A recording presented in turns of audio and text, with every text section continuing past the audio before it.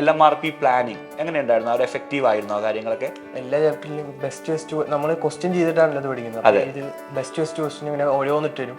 അതുപോലെ ബയോളജി ആണെങ്കിൽ സ്റ്റേറ്റ്മെന്റ് അങ്ങനെ കൂടുതൽ സ്റ്റേറ്റ്മെന്റ് ക്വസ്റ്റ്യൻസ് ഒക്കെ ബയോളജിയിൽ ഉണ്ടാക്കി നമുക്ക് ഓട്ടോമാറ്റിക്കലി അങ്ങനത്തെ ക്വസ്റ്റ്യൻ സാമ്യമാവും ചെയ്യും. പിന്നെ കുറെ പോയിന്റുകൾ ഒപ്പം തന്നെ ഒരു ക്വസ്റ്റ്യൻ നമുക്ക് കിട്ടും. എനിക്കങ്ങനെ ടൈമിന്റെ വലിയ പ്രശ്നം വന്നിട്ടില്ല. ടൈം ഞാൻ അങ്ങനെ എപ്പോഴും എഴുതി വെപ്രാളത്തിൽ എഴുതി സമയം അധികം വന്ന് ഇങ്ങനെ നിൽക്കുന്നത്.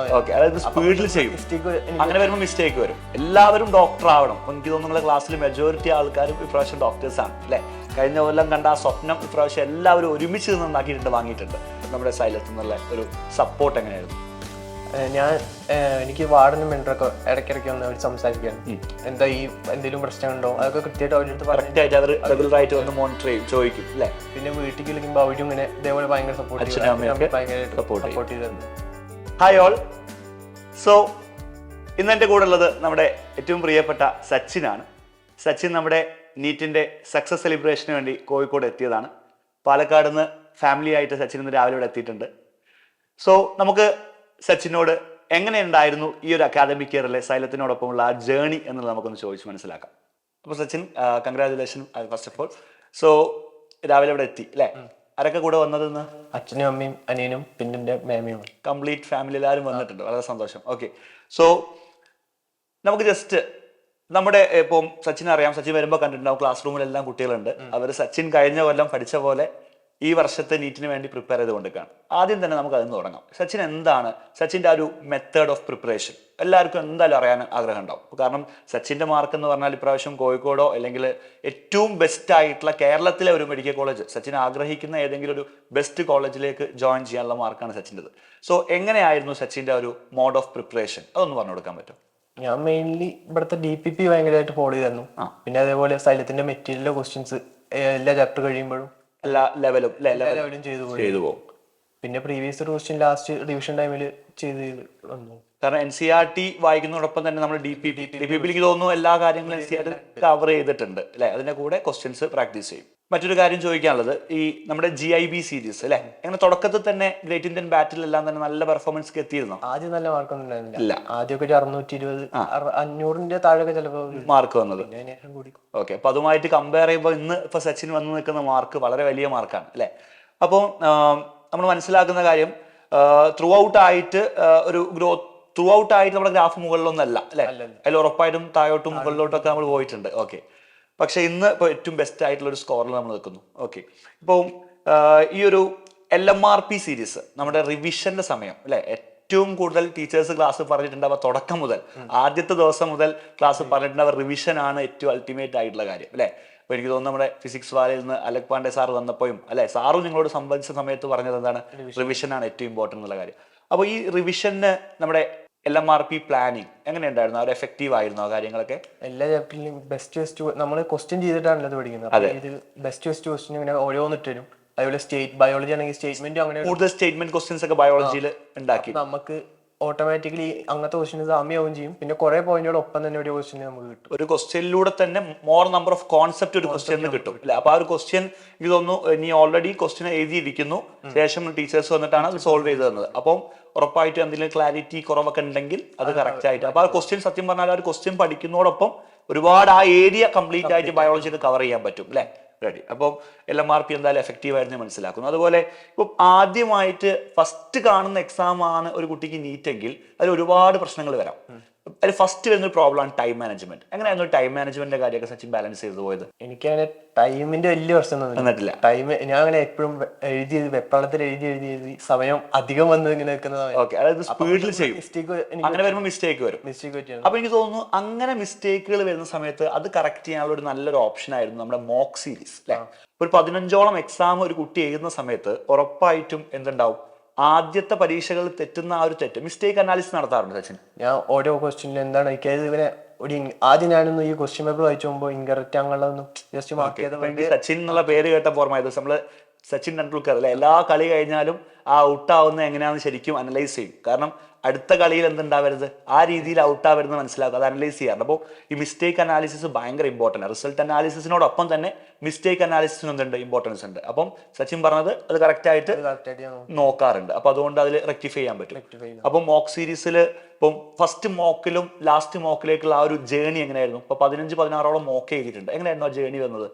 കറക്റ്റ് ആയിട്ട് മോക്കിൽ പറയുമ്പോൾ എനിക്ക് നമ്മുടെ ഫസ്റ്റ് ആയിട്ട് എക്സാം എഴുതുമ്പോൾ അപ്പൊ അതിന്റെ ഓട്ടോമാറ്റിക്കലി ടെൻഷൻ ആണ്. കാരണം ഫുൾ മോക്ക് എഴുതുമ്പോൾ നമുക്ക് എന്താ മുഴുവൻ ടോപ്പിക്കും പഠിച്ചതിന് ശേഷമാണ് എക്സാം.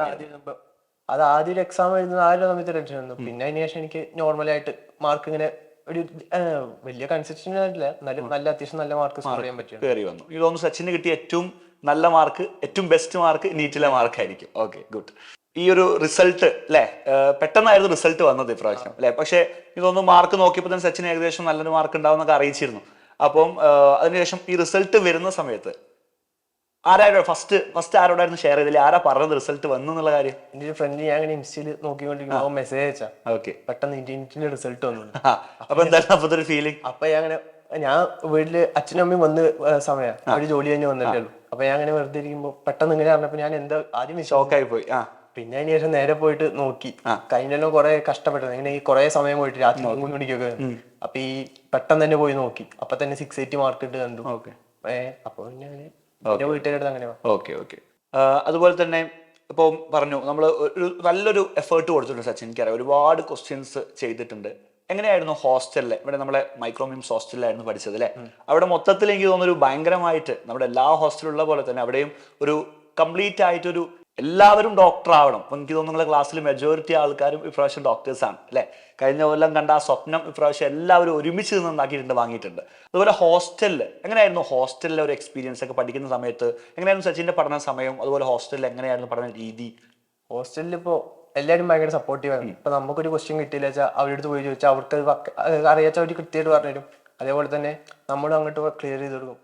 ഇതൊന്നും ഇപ്പോ നദീമൊക്കെ പറയാറുണ്ട്, ഇപ്പൊ നിങ്ങളൊരു ടീമായി നിന്നിട്ട് അല്ലെ, ഇപ്പൊ എല്ലാവരും കൂടി ഒരു നോട്ട്സ് ഒക്കെ ഉണ്ടാക്കിയിട്ട് അല്ലെ, അത് പരസ്പരം അനലൈസ് ചെയ്ത് അതിലില്ലാത്ത കാര്യങ്ങളൊക്കെ മനസ്സിലാക്കി കംപ്ലീറ്റ് ആയിട്ട് അല്ലെ, ഒരു കോമ്പറ്റീറ്റീവ് എക്സാം ആണെങ്കിൽ പോലും ഒരു ടീം വർക്ക്. എനിക്ക് തോന്നുന്നു ആ ടീമിലുള്ള എല്ലാവരും പ്രാവശ്യം ഡോക്ടേഴ്സാണ്. അതിൽ നിങ്ങളെ ഹോസ്റ്റലിൽ ഉണ്ടായിരുന്ന ഒരു മെജോറിറ്റി ആൾക്കാരും ചിലപ്പം ഏറ്റവും ബെസ്റ്റ് ആയിട്ട് ഒരു കോളേജിൽ ഒരുമിച്ചുണ്ടാവും അല്ലെ, ഈ ത്രൂ ഔട്ട് ആയിട്ട്. ഓക്കെ, പിന്നെ പഠിക്കുന്ന സമയമൊക്കെ എങ്ങനെയായിരുന്നു? രാത്രിയായിരുന്നു കൂടുതൽ പഠിക്കാനൊക്കെ ഇരിക്കുക? ആദ്യമൊക്കെ രാവിലെ എണീറ്റായിരുന്നു, പിന്നെ അങ്ങോട്ട് പോകുന്നവർ രാവിലെ എണീക്കാൻ ഭയങ്കര മടിയായി, പിന്നെ രാത്രി ഞാൻ ഇരിക്കാൻ തുടങ്ങി. ഓക്കെ, പിന്നെ എക്സാമിന്റെ സമയത്ത് തലേന്നൊക്കെ എന്താ നോർമലി ചെയ്യാറ്? ഇപ്പോൾ ഒരു ഗ്രേറ്റ് ഇന്ത്യൻ ബാറ്റിൽ നാളെ നടക്കുകയാണ്, നോർമലി സച്ചിൻ എന്താ ചെയ്യുക? കാരണം ഒരുപാട് കുട്ടികൾ ഇപ്രാവശ്യം എങ്ങനെങ്കിലും ഈ ഒരു ആ ഡ്രീം കോളേജിൽ എത്തണം, MBBS എടുക്കണം എന്ന് ആഗ്രഹിക്കുന്ന ഒരുപാട് കുട്ടികൾ നമ്മുടെ കൂടെ ഉണ്ട്. അപ്പോൾ അവർക്ക് ഉറപ്പായിട്ടും സച്ചിന് എങ്ങനെയാണ് ഇത്രയും നല്ലൊരു സ്കോറിലേക്ക് എത്തിയതെന്ന് അറിയാനുള്ള ഒരു താല്പര്യം ഉണ്ടാവും. അപ്പോൾ ഈ പഠിക്കുന്ന ആ ഒരു സമയം, അതിന്റെ ഒരു മെത്തേഡ് ഒന്നും കൂടെ ജസ്റ്റ് ഒന്ന് പറഞ്ഞു കൊടുക്കാം, ഒരു ബ്രീഫായിട്ട്. ഞാൻ ഇങ്ങനെ രാവിലെ എണീറ്റെന്ന് വെച്ചാൽ ജസ്റ്റ് രാവിലെ നേരത്തെ എണീക്കുകയാണെങ്കിൽ അങ്ങനെ കുറച്ച് നേരം ബയോളജി ബയോളജി അത് NCERT തന്നെയല്ലേ NCERT വായിക്കും, SDPBയിലെ ക്വസ്റ്റ്യൻസ് ചെയ്യും. ഓക്കെ, ബയോളജി ചെയ്യും. എന്നിട്ട് പിന്നെ ഒരു 9 മണി ആ സമയമൊക്കെ ആകുമ്പോൾ കെമിസ്ട്രി ചെയ്യാൻ തുടങ്ങും. ഓക്കെ, ഉച്ചയ്ക്ക് പിന്നെ എല്ലാത്തിനും ടൈം സ്റ്റാമ്പ് വെച്ചിട്ട് കറക്റ്റ് ആയിട്ട് ചെയ്യും. ഓക്കെ, പിന്നെ ഉച്ചയ്ക്ക് ഫുഡ് കഴിച്ച് തന്നെ ഉറക്കം വരും. ആ സമയത്തൊക്കെ ഫിസിക്സിന്റെ ക്വസ്റ്റ്യൻസ് വർക്ക്ഔട്ട് ചെയ്യും. അപ്പൊ NCERT വായിക്കാതെ പ്രോബ്ലംസ് ചെയ്യും. Okay, good. അല്ലെങ്കിൽ നല്ലൊരു ഐഡിയ. വീഡിയോ ക്ലാസ് കാണാനുള്ളത് കാണും. ഓക്കെ, വീഡിയോ ക്ലാസ് എന്തായാലും തലേന്ന് കണ്ടിട്ടാണ് ക്ലാസ്സിലേക്ക് നമ്മൾ വരുന്നത് അല്ലെ? അപ്പൊ ആ സമയത്ത് കുറച്ചും കൂടി എളുപ്പത്തിൽ, അപ്പൊ നമ്മുടെ ഹൈബ്രിഡ് സിസ്റ്റത്തിന്റെ ഒരു അഡ്വാൻറ്റേജ് എന്ന് പറയാം. ആ സമയത്ത് കോൺസെപ്റ്റ് കുറച്ചും കൂടി പെട്ടെന്ന് പറയും. ഓക്കെ, പിന്നെ ഉറപ്പായിട്ടും ഇത്രയും 20 ലക്ഷത്തിന് മുകളിൽ ആളുകൾ എഴുതുന്ന ഒരു കോമ്പറ്റേറ്റീവ് എക്സാം സച്ചിൻ അപ്രോച്ച് ചെയ്യുന്ന സമയത്ത്, അപ്പിയർ ചെയ്യുന്ന സമയത്ത് ഉറപ്പായിട്ടും എത്ര ടെൻഷൻ ഉണ്ടാവുന്ന ചെറിയ ടെൻഷനൊക്കെ സച്ചിൻ ഉണ്ടാവും, ഉറപ്പായിട്ടും ഉണ്ടാവും. അപ്പം എങ്ങനെയായിരുന്നു ആ സമയത്ത് നമ്മുടെ സൈലത്ത് നിന്നുള്ള ഒരു സപ്പോർട്ട് എങ്ങനെയായിരുന്നു? എനിക്ക് വാർഡനും മെന്ററൊക്കെ ഇടയ്ക്കിടയ്ക്ക് ഒന്ന് അവർ സംസാരിക്കാനും എന്താ ഈ എന്തെങ്കിലും പ്രശ്നമുണ്ടോ അതൊക്കെ കൃത്യമായിട്ട് അവരുടെ അടുത്ത് മോണിറ്റർ ചെയ്യും, ചോദിക്കും അല്ലെ? പിന്നെ വീട്ടിൽ വിളിക്കുമ്പോൾ അവരും ഇങ്ങനെ ഇതേപോലെ ഭയങ്കര സപ്പോർട്ട് ചെയ്തു. പിന്നെ ഞാൻ അങ്ങനെ എന്തെങ്കിലും മാർക്ക് ഇങ്ങനെ കുറഞ്ഞു പോകുമ്പോഴൊക്കെ സാറിന് ഇടയ്ക്ക് വന്ന് കാണാറുണ്ട്. അങ്ങനെ സാറുമാരൊക്കെ കണ്ടിട്ട് എനിക്ക് ഓർമ്മയുണ്ട്, സച്ചിൻ വരുന്നതൊക്കെ കറക്റ്റ് ആയിട്ട് ഓർമ്മയുണ്ട്. സച്ചിൻ ആയിക്കോട്ടെ, പിന്നെ നദീം ആയിക്കോട്ടെ, ഷാദി ആയിക്കോട്ടെ, നിങ്ങളാ ഒരു ടീം എല്ലാവരും ഭയങ്കര സന്തോഷമുണ്ട്. ഇവിടുത്തെ എല്ലാ ടീച്ചേഴ്സും അതിൽ ഭയങ്കര ഹാപ്പിനെസ് ഉണ്ട്. കാരണം ഇപ്പൊ ലിനി സാർ ഇപ്പൊ കഴിഞ്ഞ ദിവസം പറഞ്ഞു, ആ ഒരു ക്ലാസ്സിൽ ഇപ്പൊ ഇങ്ങനെ മെന്റേഴ്സ് പറഞ്ഞു എല്ലാവരും ഒരുമിച്ച് പഠിച്ച് എല്ലാവരും ഒരുമിച്ച് ഡോക്ടറാകാൻ പോവാൻ അല്ലേ? അപ്പം ഇന്നിപ്പം നമ്മുടെ പരിപാടിക്ക് വന്നതാണ് അല്ലെ? ഉച്ചയ്ക്ക് ശേഷം അന്ന് ക്ലാസ്സിലൊക്കെ നമ്മൾ പറഞ്ഞ പോലെ സ്റ്റെത്ത് കയ്യിൽ കിട്ടാൻ പോവാണ്. അതും അച്ഛൻ്റെയും അമ്മേൻ്റെയും ബ്രദേഴ്സിൻ്റെ സിസ്റ്റേഴ്സിൻ്റെ ഒക്കെ കൂടെ നിന്നിട്ട് ഇത് വാങ്ങാൻ പോവാണ് അല്ലേ? അപ്പം എന്താണ് ആ സമയത്തുള്ള ഒരു ഫീലിംഗ് എന്താണ്? നമുക്കത് കാണാൻ ഇനി അത് കണ്ടറിയാം അല്ലേ? ഓക്കെ, എന്തായാലും വളരെ സന്തോഷം. ഇനി വരുന്ന ദിവസങ്ങളിലും ഉറപ്പായിട്ടും ഞങ്ങളുടെയും എന്തിനും ശൈലത്തിൻ്റെയും കംപ്ലീറ്റ് സപ്പോർട്ട് സച്ചിൻ ഉണ്ടാവും. ലോകം അറിയുന്ന ഏറ്റവും നല്ലൊരു ഡോക്ടറായിട്ട്, MBBS ഒതുങ്ങുന്നതല്ല, അതിന് മുകളിലോട്ടുള്ള ഏറ്റവും നല്ല PG ഒക്കെ കഴിഞ്ഞ് ഏറ്റവും ഒരു ബെസ്റ്റ് ഡോക്ടറായിട്ട് ഈ സൊസൈറ്റിക്കും ഫാമിലിക്കും ഒക്കെ ഏറ്റവും വേണ്ട ഒരു ഫേവറേറ്റ് പേഴ്സണായി മാറാൻ സച്ചിൻ സാധിക്കട്ടെ എന്ന് ആശംസിക്കുന്നു. All the very best. Thank you.